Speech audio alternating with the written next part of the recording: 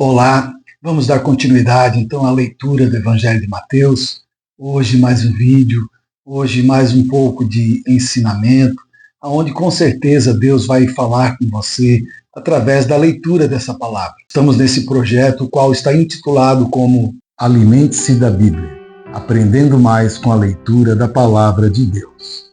E hoje vamos ler o capítulo 17 do Evangelho de Mateus. O capítulo 17, ele vem com 3 assuntos, e são eles: a transfiguração, a cura de um menino endemoniado, o imposto do templo.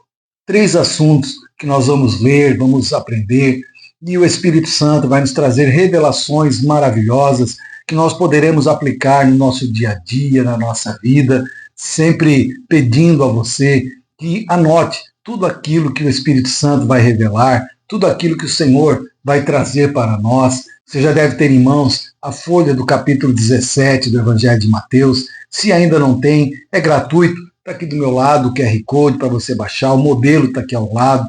Você pode baixar, imprimir, escrevendo, guardando. E quando terminarmos toda a leitura dos 28 capítulos de Mateus, você vai ter todo ele ali escrito, todo ele explicado, para você estar lendo, relendo, volte e meia estudando novamente, porque vai ser uma grande ferramenta na tua caminhada. Por isso, então, já vai anotando tudo que o Espírito Santo vai falar conosco a partir de agora. Também quero pedir a você que se inscreva em nosso canal Ministério V-Church, ative o sininho das notificações, já deixe o seu like. Se você tem gostado dos vídeos que nós temos colocado da leitura do Evangelho, já deixe o seu like para estar compartilhando. Aproveita, já passa para os teus contatos, para pessoas que também gostam da palavra de Deus. Passe para eles o link desses vídeos, para que eles também possam aprender ainda mais sobre a palavra de Deus. Então agora vamos à leitura do capítulo 17 do Evangelho de Mateus. Vamos para o primeiro assunto, que é a transfiguração. Está do versículo 1 até o versículo de número 13. Vamos à leitura? 6 dias depois, Jesus tomou consigo Pedro, Tiago e João, irmão de Tiago, e os levou em particular a um alto monte. Ali ele foi transfigurado diante deles. Sua face brilhou como o sol, e suas roupas se tornaram brancas como a luz. Naquele mesmo momento, apareceram diante deles Moisés e Elias, conversando com Jesus. Então Pedro disse a Jesus: Senhor, é bom estarmos aqui. Se quiseres, farei 3 tendas, uma para ti, uma para Moisés e outra para Elias. Enquanto ele ainda estava falando, uma nuvem resplandecente os envolveu, e dela saiu uma voz que dizia: Este é o meu filho amado, de quem eu me agrado. Ouçam-no. Ouvindo isso, os discípulos prostraram-se com o rosto em terra e ficaram aterrorizados. Mas Jesus se aproximou, tocou neles e disse: Levantem-se, não tenham medo.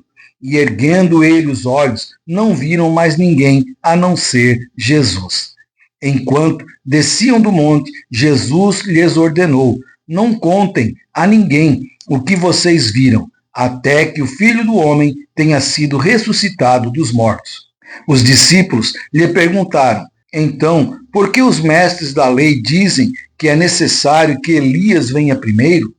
Jesus respondeu: De fato, Elias vem e restaurará todas as coisas. Mas eu digo a vocês, Elias já veio, e eles não o reconheceram, mas fizeram com ele tudo o que quiseram. Da mesma forma, o Filho do Homem será maltratado por eles. Então, os discípulos entenderam que era de João Batista que ele tinha falado. Primeiro assunto, a transfiguração. Que momento ímpar na vida dos discípulos. 3 discípulos mais chegados, Pedro, Tiago e João, sobem ao monte com Jesus. Eu entendo que é somente para os mais chegados, é somente para aqueles que estão mais próximos de Jesus, que têm o privilégio de terem uma experiência sobrenatural. Esses 3 homens estavam diante do seu mestre e eles viram Jesus transfigurado, ou seja, viram Jesus com um corpo glorificado. mesmo corpo que eu e você teremos no dia do arrebatamento, um corpo glorificado, aonde a sua face brilhava igual ao sol, suas roupas eram brancas. Enfim, Jesus, ele se manifesta para os seus glorificado. Que momento especial na caminhada desses homens. E diante da transfiguração, Pedro, ele vai dizer: Senhor, é bom estarmos aqui. Claro que é bom estar diante de Jesus. Sempre é bom estar diante de Jesus. Ainda mais num momento tão especial como esse. Eu oro para que eu e você tenhamos também uma experiência sobrenatural com o Senhor e que nós possamos dizer como Pedro: Senhor, bom é estarmos aqui. Que você venha valorizar esses momentos de oração, esses momentos onde você tem um particular com Deus. Se você ainda não tem, ou se não tem a prática de orar, de estar falando com Deus, queridos, comece a ter essa prática. Comece a buscar a Deus nas madrugadas, comece a orar, comece a buscar um relacionamento mais íntimo com Deus, porque no momento certo o Senhor, ele vai se revelar para você, ele vai mostrar a sua glória para você, e você vai dizer assim como Pedro: Senhor, bom é estarmos aqui. Sempre será bom estarmos na presença do Senhor. Que você venha almejar esse momento de estar na presença de Deus e poder vê-lo como ele é. Assim como o capítulo anterior, Jesus prediz a sua morte, aqui também ele já vai preparando os seus discípulos, mostrando que era necessário que ele padecesse, morresse e ressuscitasse ao terceiro dia. Então ele diz aos discípulos: olha, não contem nada até que o Filho do Homem ressuscite. Então Jesus já estava preparando. Jesus, ele tinha esta preocupação de preparar os seus discípulos para que durante esse processo da sua morte até a ressurreição, eles não perdessem completamente a sua fé. Então, que eu e você possamos buscar mais esse Deus em oração, no particular, como diz lá em Mateus 6,6, entra no teu quarto, fecha a porta, busca o teu Deus em secreto, porque o Deus que te vê em secreto te recompensará. Então, que você venha buscar a Deus em oração, para que você venha ter revelações desse Deus maravilhoso. Vamos para o segundo assunto do capítulo 17, onde vai falar da cura de um menino endemoniado. Está do versículo 14 até o versículo 23. Vamos à leitura? Quando chegaram onde estava a multidão, um homem aproximou-se de Jesus, ajoelhou-se diante dele e disse: Senhor, tem misericórdia do meu filho. Ele tem ataques e está sofrendo muito. Muitas vezes cai no fogo ou na água. Eu o trouxe aos teus discípulos, mas eles não puderam curá-lo. Respondeu Jesus: ó geração incrédula e perversa, até quando estarei com vocês? Até quando terei que suportá-los? Tragam-me o menino. Jesus repreendeu o demônio e este saiu do menino, que daquele momento em diante ficou curado. Então, os discípulos aproximaram-se de Jesus em particular e perguntaram: por que não conseguimos expulsá-lo? Ele respondeu: porque a fé que vocês têm é pequena. Eu asseguro que se vocês tiverem fé do tamanho de um grão de mostarda, poderão dizer a este monte: vá daqui para lá, e ele irá. Nada será impossível para vocês. Mas esta espécie só sai pela oração e pelo jejum. Reunindo-se eles na Galileia, Jesus lhes disse: o Filho do Homem será entregue nas mãos dos homens. Eles o matarão, e no terceiro dia ele ressuscitará. E os discípulos ficaram cheios de tristeza. Aqui neste segundo assunto, nós vamos ver um homem que realmente ele entendeu que a sua necessidade só poderia ser suprida na pessoa de Jesus. Porque existem situações que nós podemos resolver, que nós conseguimos com a nossa força, com a nossa sabedoria, nós conseguimos lidar e resolver. Mas, queridos, existem situações que fogem ao nosso controle. E é importante que nós possamos ter esse discernimento de saber quando está até o meu alcance e quando foge do meu alcance, e só Jesus pode resolver.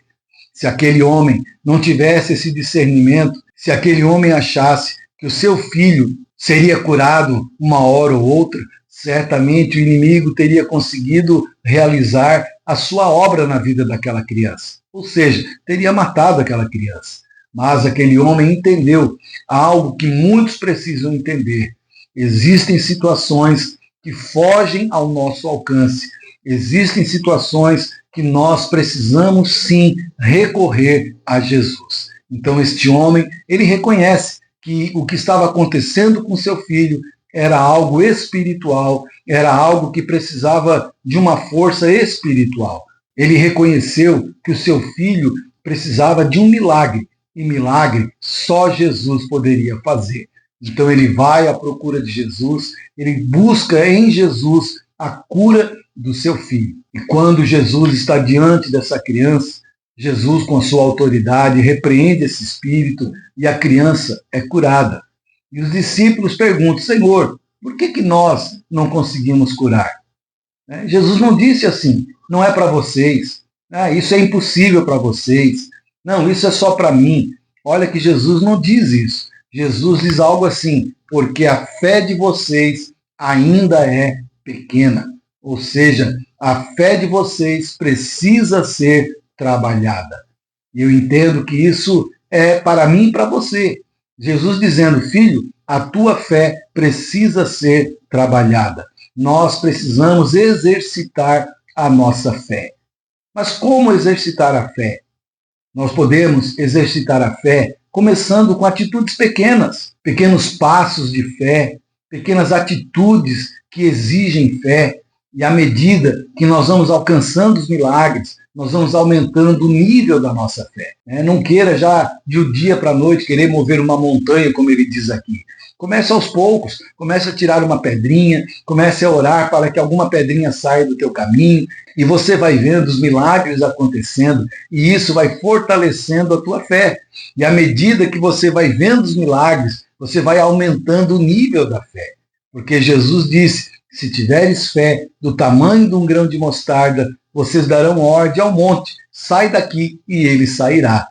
Quando ele fala de montes, ele não está falando literalmente de um monte de terra, mas ele está se referindo montes como problemas, como situações difíceis, situações adversas, situações que precisam de uma mudança. Então, se nós tivermos fé, se exercitarmos a nossa fé com atitudes pequenas e paulatinamente elas forem crescendo, nós também realizaremos estas obras, porque Jesus deixou esta porta aberta. Se vocês tiverem fé, vocês também farão.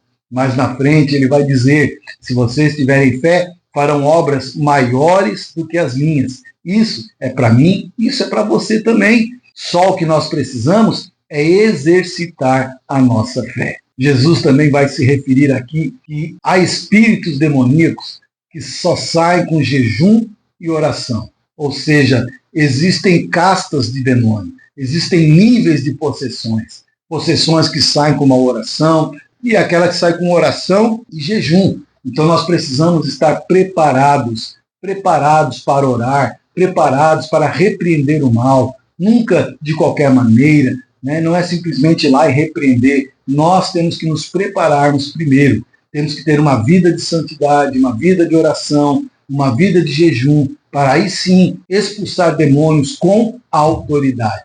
E eles sairão, não em nosso nome, mas no nome de Jesus, que é poderoso. E terminando esse assunto, mais uma vez, Jesus vai falar sobre a sua morte, sobre a sua ressurreição. Olha, Jesus, desde o capítulo anterior, já vem preparando os seus discípulos para este momento, que seria o fim da sua jornada aqui na terra, e preparando também para que eles permanecessem firmes diante de tudo que haveria de acontecer.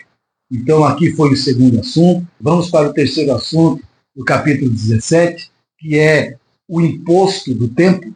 Está do versículo 24 ao versículo de número 27, que vai dizer assim: quando Jesus e seus discípulos chegaram a Cafarnaum, os coletores de impostos de 2 dracmas vieram a Pedro e perguntaram: o mestre de vocês não paga o imposto do templo? Sim, paga, respondeu ele.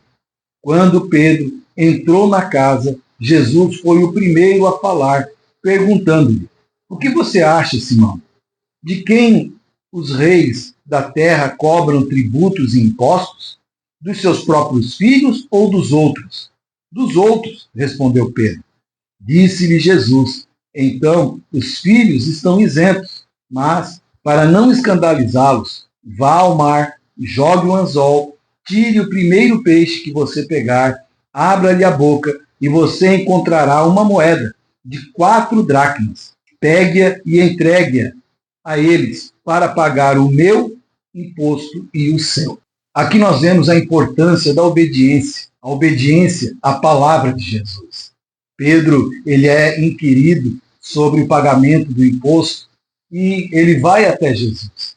Jesus, antes que Pedro falasse, Jesus já toma a frente, porque ele é assim, Jesus sempre toma a nossa frente, ele sempre está um passo à nossa frente. Então, Jesus, já sabendo do que estava acontecendo, ele diz a Pedro: Pedro, vai até o lago, joga o anzol, primeiro peixe que você pegar, abre-lhe a boca, tenha uma moeda para pagar o meu e o teu imposto. Pedro poderia dizer: Senhor, eu sou pescador, nunca vi um peixe com moeda na boca. Pedro poderia questionar, mas Pedro, em obediência, ele vai até o lago, faz o que Jesus falou e ele vive um milagre sobrenatural. Como Jesus ordenou, o primeiro peixe tinha na sua boca uma moeda suficiente para pagar o imposto de Jesus e o imposto de Pedro.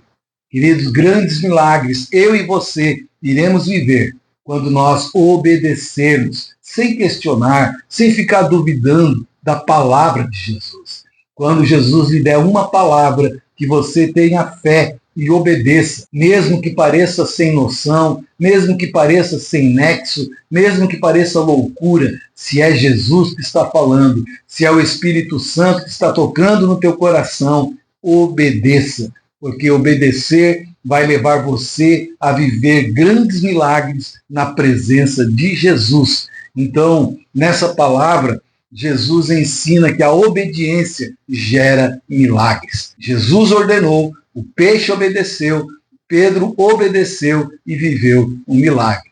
Então, quando Jesus manda, a natureza obedece, o homem tem que obedecer, porque a palavra dele é poderosa. Então, aqui nós terminamos o capítulo 17. É um capítulo um pouco mais curto que os demais, mas com grandes pérolas para a nossa vida.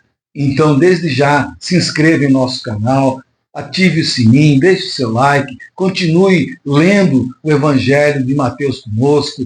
Se você está gostando, continue lendo, indique para outras pessoas, para que elas também possam ler conosco a Bíblia Sagrada. Tem aqui o QR Code ao lado, para você já estar anotando tudo aquilo que Deus está falando. E nós continuaremos firmes, porque essa leitura está sendo edificante para a minha vida e eu creio que para a sua vida também. Então, assim terminamos o capítulo 17 e no próximo vídeo estaremos indo para o capítulo 18 do Evangelho de Mateus. Até lá, que Deus te abençoe.